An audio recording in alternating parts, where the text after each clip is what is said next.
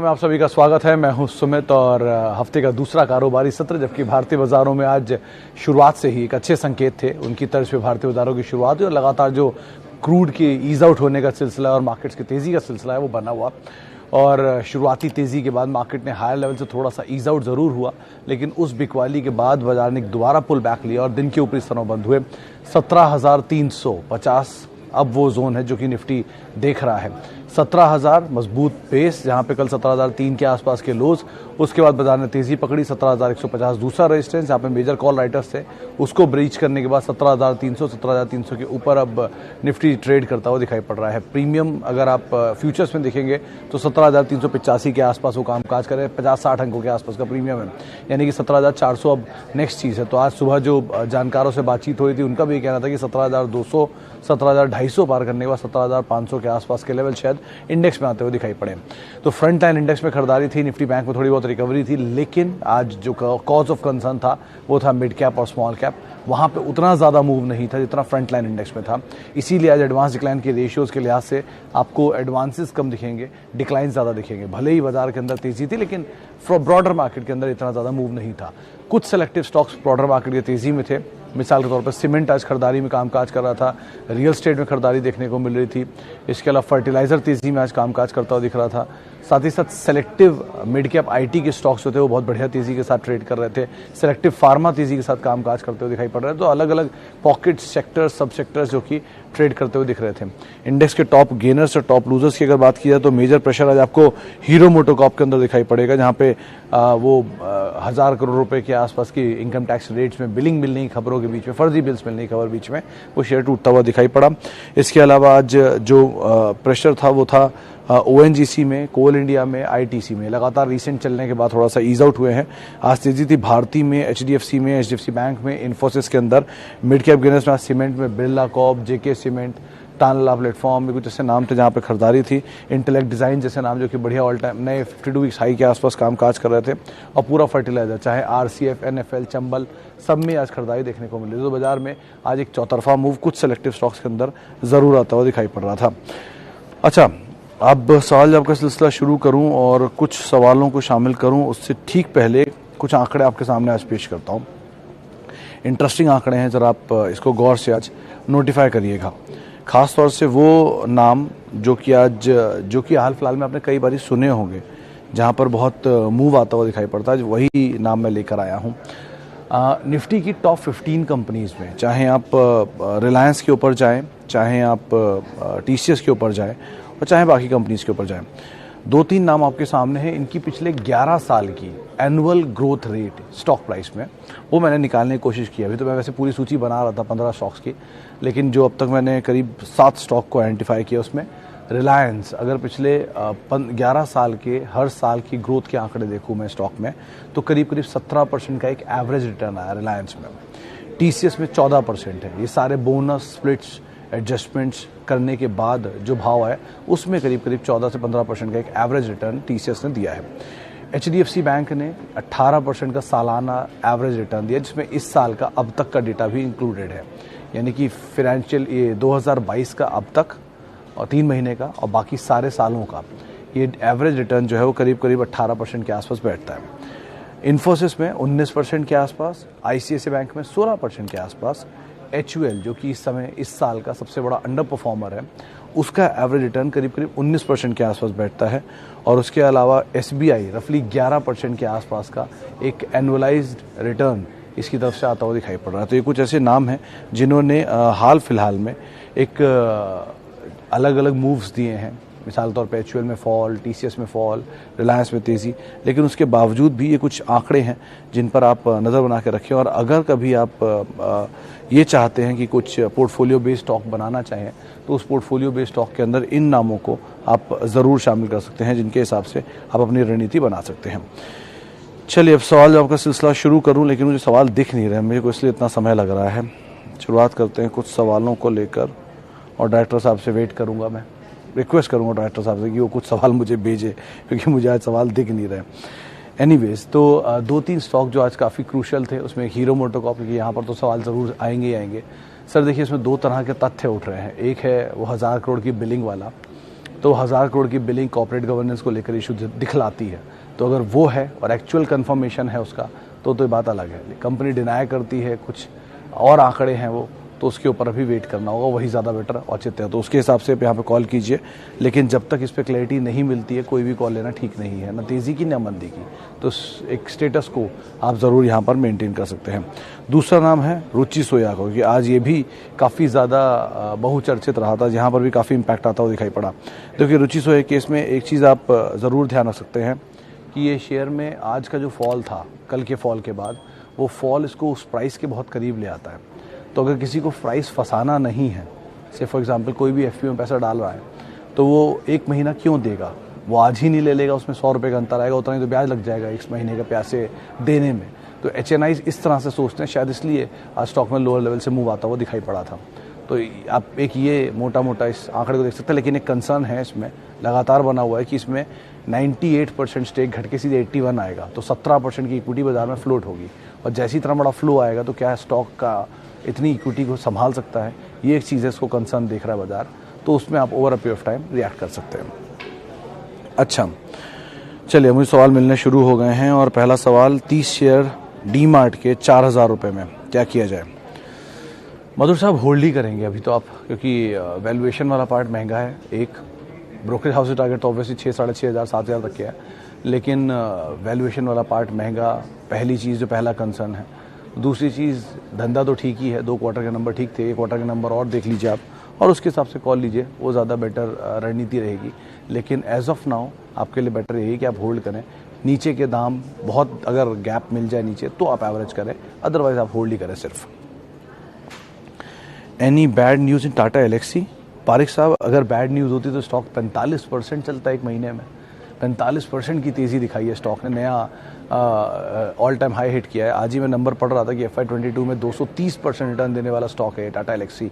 उसके बाद इसमें क्या बैड न्यूज़ आएगी?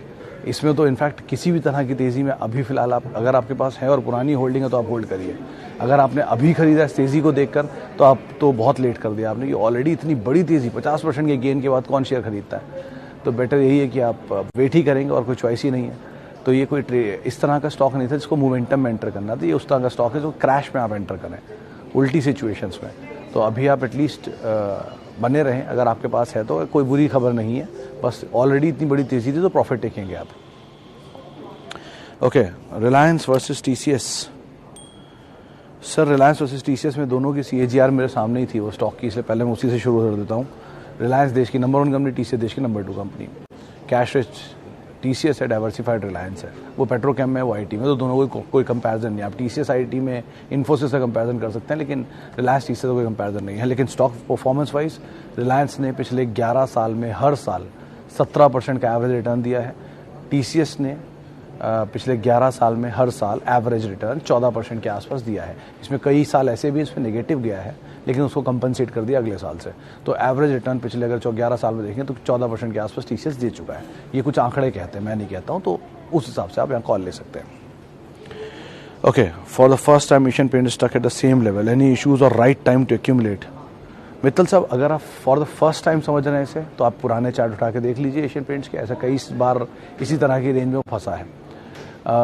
एशियन पेंट की हिस्ट्री कोई पिछले 5 साल की नहीं है, पिछले 10 साल की नहीं है। वर्ल्ड वॉर 2 से ये कंपनी कामकाज कर रही है, तो आप उसी से अंदाजा लगा ली कितनी पुरानी कंपनी होगी। अब रही बात रेंज की और कंसर्न की, तो क्रूड इसका सबसे बड़ा कंसर्न है। इनके लिए क्रूड डेरिवेटिव इनकी कॉस्ट का 48% के आसपास का हिस्सा कंपोज करता है, जिसके प्राइसेस आपके सामने $70 से बढ़ के $120 पहुंच चुके हैं। तो आप खुद ही अंदाजा लगाइए कि इनपुट कॉस्ट इनकी डबल हो चुकी है, जो कि 50% कंपोज करती है। तो कितना पास ऑन कर लेंगे प्राइस को आगे, अभी कुछ नहीं कह सकते, और करते हैं तो वॉल्यूम के ऊपर इम्पैक्ट करेगा। वो वॉल्यूम डिक्लाइन आता है तो बाकी कंपटीटर जिनके प्राइस कम होंगे उनको फ़ायदा मिल सकता है, तो इस चीज़ का भी ध्यान रखना होगा।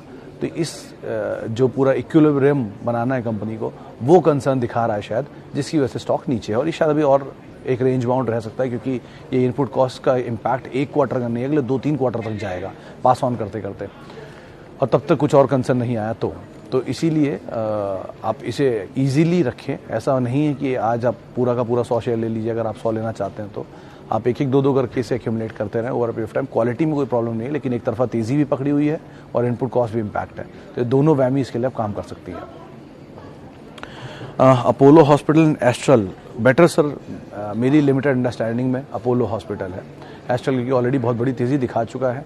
कारोबार वाइज अपोलो हॉस्पिटल के हॉस्पिटल से ऑब्वियसली बात है 72 हॉस्पिटल है, 2200 के आसपास के इनके केमिस्ट शॉप्स हैं, इनकी खुद की इन हाउस लेबोरेटरीज भी हैं मल्टीपल टेस्टिंग के लिए। और एस्ट्रल जो है वो पाइप बिजनेस के अंदर है और वो धीरे धीरे एक्सपैंड कर रहा है एडहेसिव बिजनेस के अंदर भी, जहाँ पे वो पीडीलाइट को कंपटीशन देगा। पीडीलाइट जो कि ऑलरेडी एक्सपैंड कर रहा है थ्रू जीवन जोड़ तो जुबिलेंट वालों का है, वो नाम भूल रहा हूँ, तीसरी वाली जो उन्होंने अभी खरीदी थी उसके थ्रू।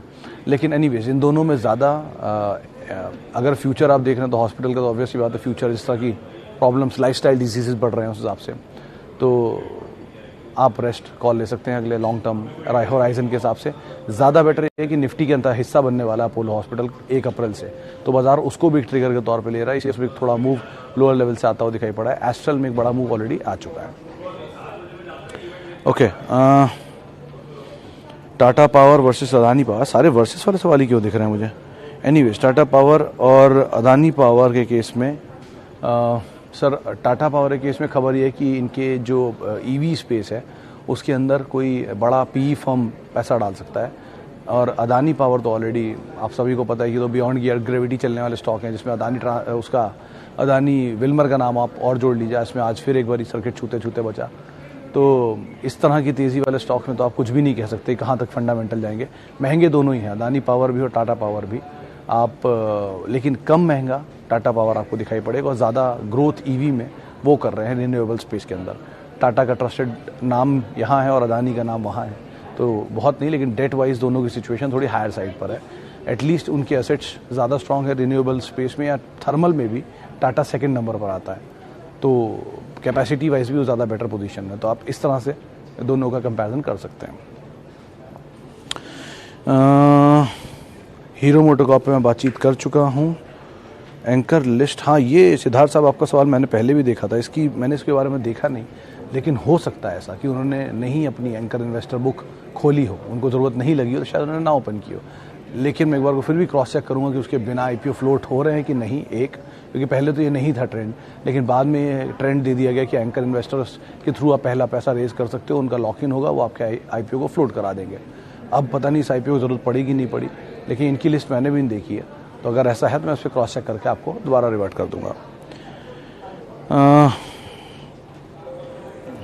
पटेल साहब के ये मतलब ये सबके लिए सवाल है, बहुत बढ़िया सवाल है। पटेल साहब के ग्रैंडफादर ने उन्हें IPO जो था HDFC बैंक का वो गिफ्ट किया उनकी बर्थडे प्रेजेंट के तौर पे। अब वो क्या करें? पटेल साहब कुछ मत करिए, आप उसे अपने पास ही रखिए और उसका डिविडेंड खाते रहिए और कुछ मत करिए। इसका डिविडेंड ही इतना आपको मिलता रहेगा over a period of time कि आपको ज़रूरत ही नहीं पड़ेगी कुछ और करने की।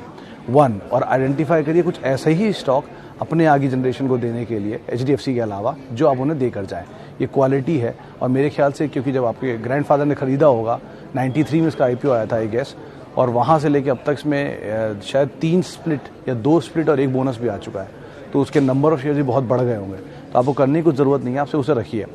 वो दाम तो कभी आना नहीं है, तो वो दाम का तो मतलब में आप पढ़ेंगे ही नहीं, वो तो इशू प्राइस है, IPO का प्राइस है, तो ये फ्री के ही शेयर है आपके लिए पूरे के पूरे। तो बेटर इनका डिविडेंड खाइए, ये आपकी एसेट है, गोल्ड की तरह आप इसे होल्ड करिए और कुछ मत करिए। Gold over a period of time return नहीं देता, पहना जाता है, ये over a period of time को रिटर्न देगा डिविडेंड के फॉर्म में, उससे आप जैसे मर्जी यूज़ करिए। और अलॉन्ग विद दैट आप कुछ और ऐसे ही क्वालिटी शेयर लेकर अपनी नेक्स्ट जनरेशन के लिए रख दीजिए। इस तरह का टाइम फ्रेम आपको देना पड़ता है, तब जाके आप एक वेल्थ क्रिएट कर पाते हैं। वो आप समझिए, सीखिए और उसके हिसाब से आप इन्वेस्ट कर सकते हैं। HDFC बैंक पे मैं काम कर रहा हूँ, हाँ 18% पिछले 11 साल में HDFC बैंक की हर साल ग्रोथ आते हुए दिखाई पड़ी है। तो उस तरह की ग्रोथ अगर कोई भी स्टॉक देता है 20%, 15%, 17%, तो वो अपने आप ही टॉप 15 में आता हुआ दिख रहा है आपको। ये जो मैंने नाम लिए थे, ये सारे नाम टॉप 15 में ही हैं, जिनमें 7 नाम तो अब तक सुना ही चुका हूँ, बचे हुए 8 नाम मैं इसमें और जोड़ दूंगा, एशियन पेंट तक वो नाम आते हैं। एनीवेज, तो ये लिस्ट मैं अलग से ट्वीट भी करूँगा, लेकिन एक बढ़िया जानकारी है, इसको आप ज़रूर पढ़िएगा। चलिए फिलहाल अब समय हो गया, हाँ समय का पूरा हो चुका है, इसलिए माफ़ी उन सभी लोगों से जिनसे आज हम बातचीत नहीं कर पाए, और बहुत बहुत शुक्रिया उन सभी लोगों का जिन्होंने हमसे सवाल पूछा। आप मेरे साथ जुड़ सकते हैं @Sumit Research मेरा ट्विटर हैंडल है।